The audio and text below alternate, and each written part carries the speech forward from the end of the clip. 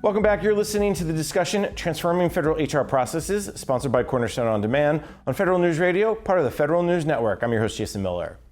My guest today, Veronica Hinton, the Principal Director for Civilian Personnel Policy at the Department of Defense. Veronica, we went through two of your three pillars in terms of your priorities. Third pillar, IT tools. We could probably spend the whole session talking about IT, but let's start with some specifics around data, and really everything about HR these days is how data is driving decision making, and really across not just HR, but any part of government. How's the human resources sector, if you will, starting to look at data in a different way? So that's one thing in human resources function. We have a ton of data, right? A ton of data. And so getting our hands around it, we've been very manually focused. And so we have initiatives, several initiatives we'll talk about, to modernize our HR IT framework and our platform. And the data goes hand in hand with that. How can we take this vast trove of data and turn it into usable information for us to make decisions? And so part of that is work that we're doing right now to modernize our HR IT core capability platform, taking it from a hardware enterprise into the cloud software as a service. We have an ongoing initiative that we've been working the past year to make that migration. And as part of that, what it really has driven is and supported is our thoughts around changing our processes. And kind of the, is it a versus, technology versus processes, or is it hand in hand? And we see it hand in hand, an opportunity for us to look at that together. And our HR IT environment, we had 6 different databases. And through this initiative, we're bringing everyone together into one enterprise tool solution. And in order to do that, very proud, we've looked at over 200 major business processes, and we've been able to scale that back to 40. Right, so we had commonality in our IT system and our tools across our major military departments and our defense components, but now we'll have one system, one database. We're all talking the same processes for these core capabilities, and as part of that exercise, we've had a variety of groups meeting over the last several months working through this. We've been able to scale down from 1,400 data elements to 650. So it is a significant amount of work, but the reality is if we want to use this data to drive some of our decisions in our business domain, we've got to have a handle on what it is. We have to speak a common language. We have to have some common standards. And so this IT modernization effort is really leading us down that path. There's so much great news there. I mean, the fact is you had 200 business processes that probably all grew up ad hoc, that probably all just, hey, we need a new process for this. Okay, write it, and there's no communication upstream or downstream. So you have 200 down to 40, and then 1,400 data elements, more than 50% cut down to 650. I gotta ask, how did you do it?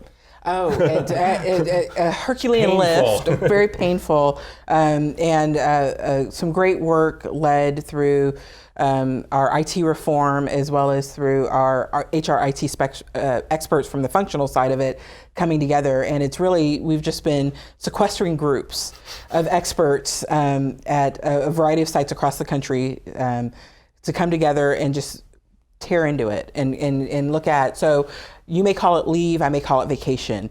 Another organization may call it something holiday, right? So we've got to come up with an authoritative data element for that. And so you get in, you hash it out. Sometimes it's consensus, sometimes it's just slap the table and make a decision, but ultimately really proud of the group that was able to get us from 1,400 to 650. I have to ask, what was the most debated term? Anything come to mind as I cannot believe we spent 3 hours debating, as you said, vacation versus holiday versus leave. Jason, I don't know that I could pick it out because I think there were recurring stories. Some of it's around parenthetical titling. So I think every part of our business element had a little bit of a debate. All right. Yeah.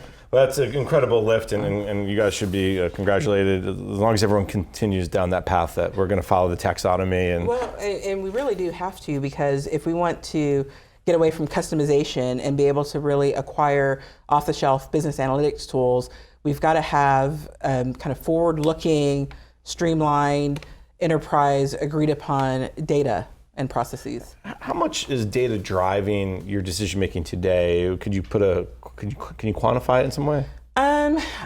Yeah, I don't want to put too fine a point on it. I don't know that I could quantify it, but I can say that we're getting better at it. And not just within the human capital community, but how we present our data to more broadly our customers, senior leaders in the department. We talked a little bit about HR Stat, right? And the whole underpinning of HR Stat is data and understanding what the data is telling you so we can make the appropriate adjustments. So we've got a recurring battle with them monthly of looking at that.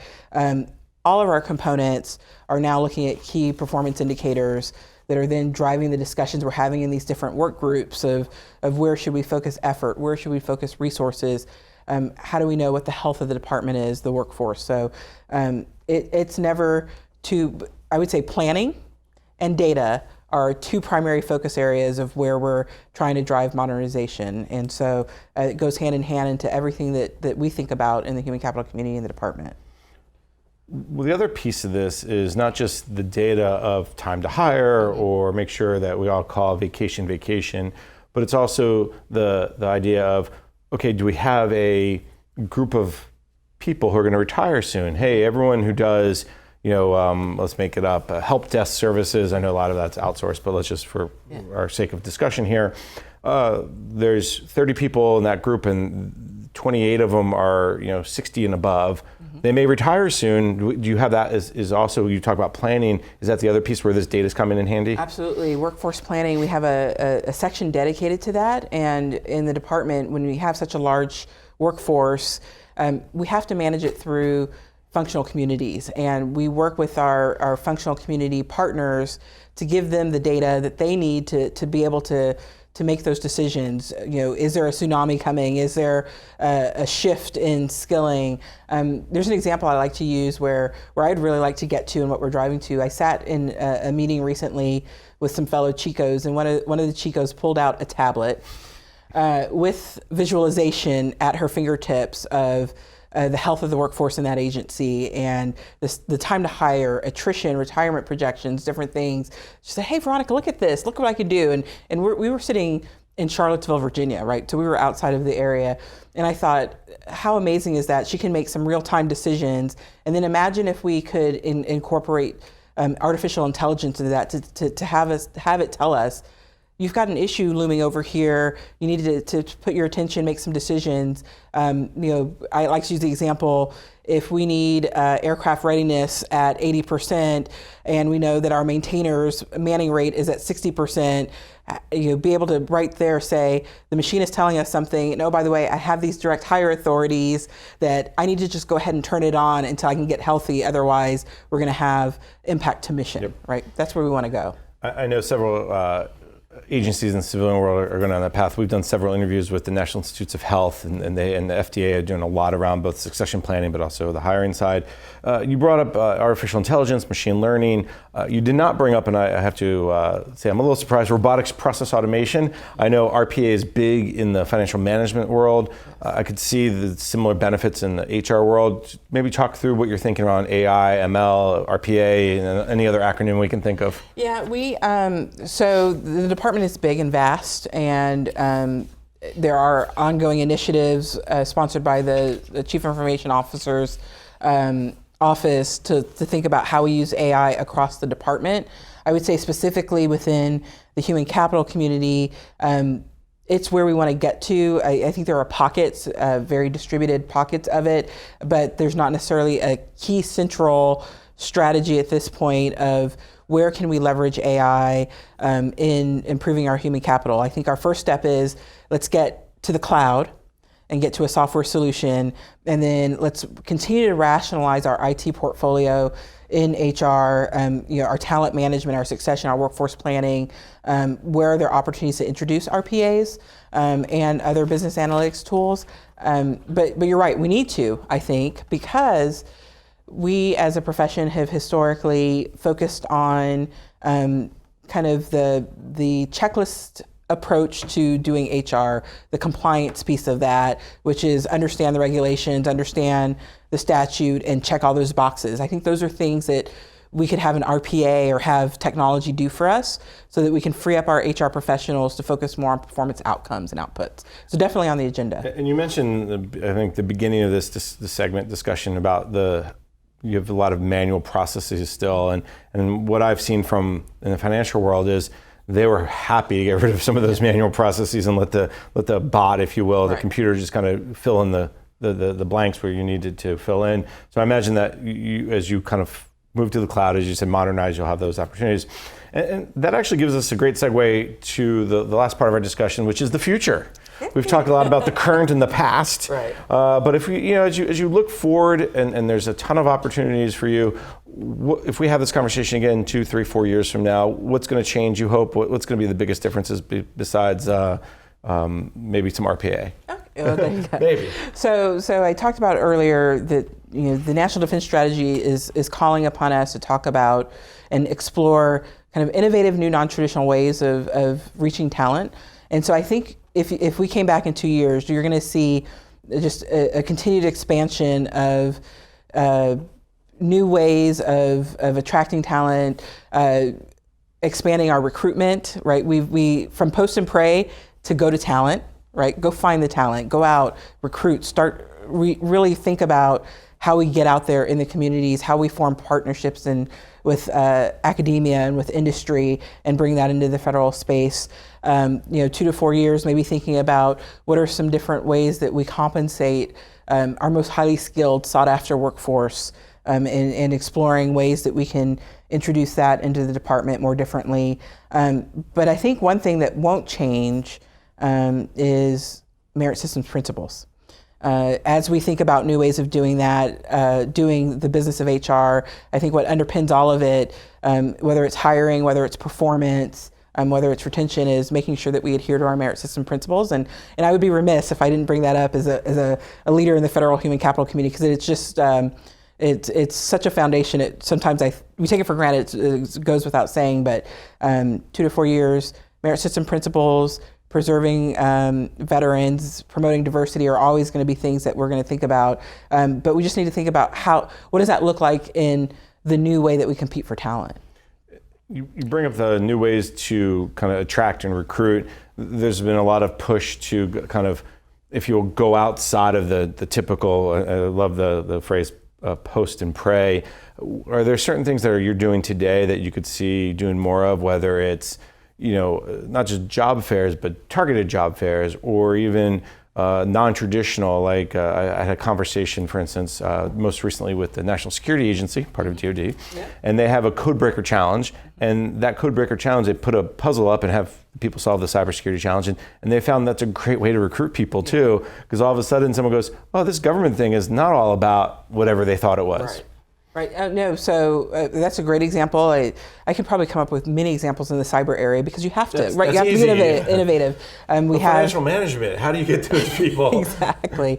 We've got some pilots going on right now, in particular in cyber, where we have what we call the cyber hiring as a service, where we're our defense digital service is working with industry leaders on attracting talent, going out and really recruiting, finding those pockets, right? Whether it's through coding challenges or through other venues. And that's something that we used to do well, but then I think we lost some of that skill set. And so it's really focusing on how do we do strategic outreach and recruitment.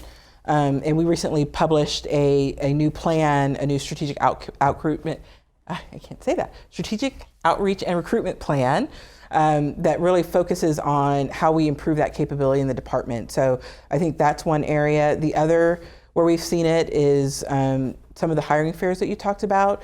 We've had some significant success. Cyber Command was able to reduce their time to hire from 100 to 70 days, and going even lower through some of their recruitment fairs. And then we also have to think about how do we reskill our talent or upskill our talent in the future. And we've got some really interesting initiatives that we're doing. We have what's called tech to engineers in the Navy. So how do we take our technicians or our critical backbone and give them the opportunity to become engineers? And we have partnerships with an academic institution in Indiana that enables them to pursue a degree and then become engineers. Or we've got our DFAS hire Defense Finance and Accounting Service, sorry, DoD speak, hire a hero, where we're working with severely injured military members and exposing them to, you talk about financial management, to new skills in the financial management community while they're in uniform, while they're convalescing and recuperating,